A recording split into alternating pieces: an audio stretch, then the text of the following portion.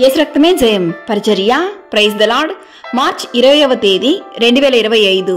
ఈరోజు దేవుని వాక్యము, నరుని ఆత్మ యెహోవా పెట్టిన దీపము, అది అంతరంగములన్నీ శోధించును. సామెతలు 20వ అధ్యాయం 27వ వాక్యము. సత్య స్వరూపి అయిన ఆత్మ వచ్చినప్పుడు మిమ్మును సర్వసత్యములోనికి నడిపించును.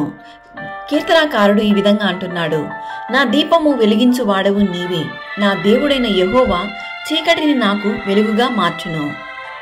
దేవుని వాక్యం ఇలా సెలవిస్తుంది, ఆత్మయే జీవింపజేయుచున్నది, శరీరము కేవలము నిష్ప్రయోజనము.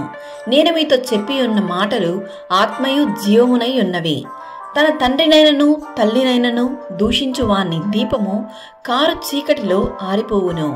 మరియు దేహమునకు దీపము కన్నే గనుక నీ కన్ను తేటగా ఉండిన ఎడల నీ దేహమంతయు వెలుగుమయమై ఉండును. మనుషులు పైరూపాన్ని చూస్తారు, యేసయ్య మీ హృదయ అంతరంగాన్ని ఎరిగి ఉన్నాడు. కావున నరుని ఆత్మ యెహోవా పెట్టిన దీపము, అది అంతరంగములన్నీ శోధించును.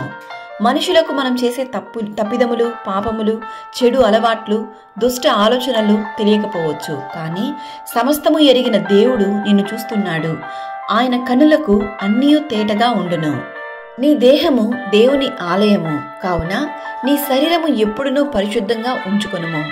ఒకరి నడతలన్నీయు వాని దృష్టికి నిర్దోషములుగా కనబడును. యెహోవా ఆత్మలను పరిశోధించును. సకల ఘనత, మహిమ, ప్రభావములు యేసయ్యకు మాత్రమే కలుగును గాక. ఆమేన్. God bless you.